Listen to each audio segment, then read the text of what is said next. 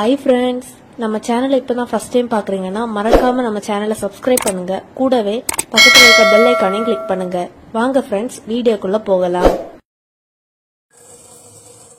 Hi friends, நம்ம இந்த வீடியோல பார்க்க போறது ஒரு ஹெல்த்தியான ரெசிபி. இது முருங்கையில கஞ்சின்னு சொல்லலாம், இல்ல சிறுபயிறு கஞ்சின்னு சொல்லலாம். கிராமப்புறங்கள்ல இதை வாயு கஞ்சி அப்படின்னு சொல்லுவாங்க. நம்ம பாட்டி தாத்தா காலத்துல இதை இப்போ எப்படி பண்றேன்னு பார்க்கலாம். நம்ம முருங்கையில போட்டு கஞ்சி வைக்கிறோம் அப்படின்னு சொன்னா குக்கர்ல வைக்க வேண்டாம். இந்த மாதிரி ஒரு பாத்திரத்துல அப்படின்னா ஓபன் பண்ணி இந்த மாதிரி குக்கர் இல்லாம வேற எதுனாலும் பாத்திரத்துல வச்சுக்கோங்க. நம்ம முருங்கையில போடாம இப்ப சிறுபயிறு மட்டும் போட்டு கஞ்சி வைக்கிறோம் அப்படின்னா குக்கர்ல வைக்கலாம். முருங்கையில போட்டீங்க அப்படின்னு சொன்னா நம்ம விசில் வரும்போது அதிலோடு முருங்கையில அடைச்சி ஒரு நாள் எனக்கே அந்த மாதிரி அனுபவம் நடந்துச்சு. அதனால முருங்கை இலைய குக்கர்ல போட்டு நீங்க குக் பண்ண வேண்டாம். அதுக்காக தான் சொல்றேன். இப்போ தண்ணி கொதிச்சுட்டு இப்ப அரிசியை வாஷ் பண்ணி இப்ப இதுல சேர்த்துடலாம்.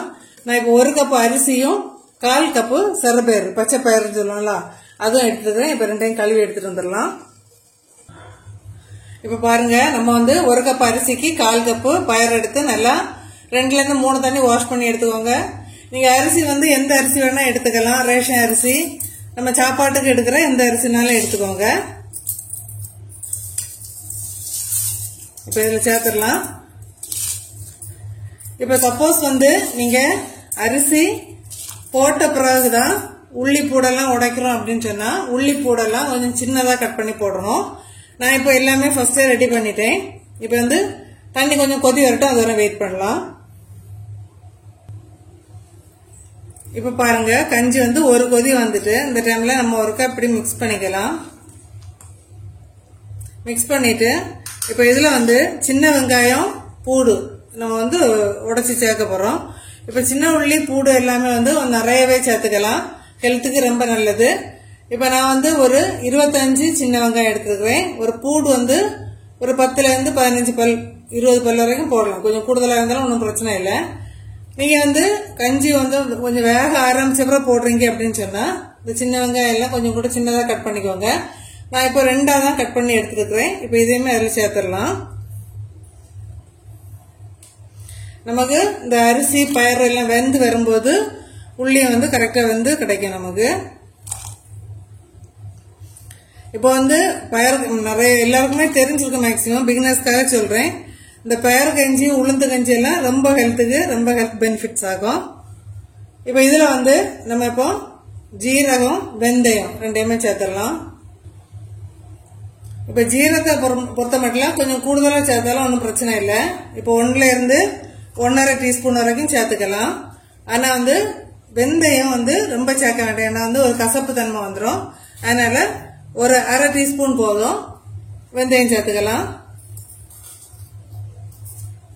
இப்போ அரிசி பயறு உள்ளிப்பூடு ஜீரகம் வெந்தயம் இதெல்லாம் சேர்த்துருக்கிறோம். எல்லாமே நம்ம ஃபிளேம் ஒரு மீடியம் ஃபிளேம்ல வச்சுட்டு நல்லா வேகிறது வரைக்கும் அப்படியே வேகட்டும். இப்ப இதுல அரிசி பயறு உள்ளி பூடு ஜீரகம் வெந்தயம் எல்லாம் சேர்த்துருக்கிறோம். இப்போ அடுப்பு ஒரு மீடியம் ஃபிளேம்ல வச்சுக்கலாம், வேகட்டும். நம்ம அதுக்கு முன்னாடி முருங்கை இலையை கிளீன் பண்ணி எடுத்துட்டு வந்துடலாம்.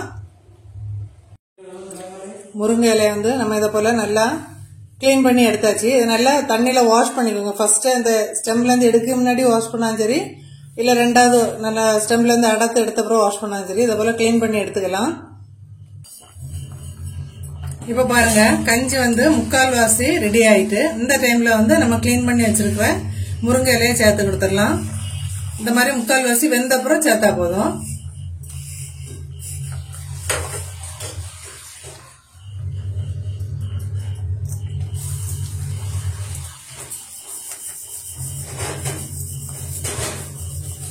இதை போல ஃபுல்லா எல்லாம் கிளீன் பண்ணி வச்சிருக்க ரொம்ப நிறைய வேண்டாம், மீடியமா போதும்.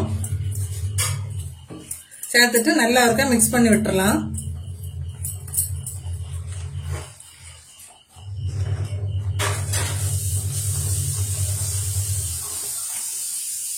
இந்த அரிசி பயிரோட சேர்ந்து ஒரு 2ல இருந்து 3 நிமிஷம் நல்லா வேகட்டும். வந்த அப்புறம் பார்க்கலாம்.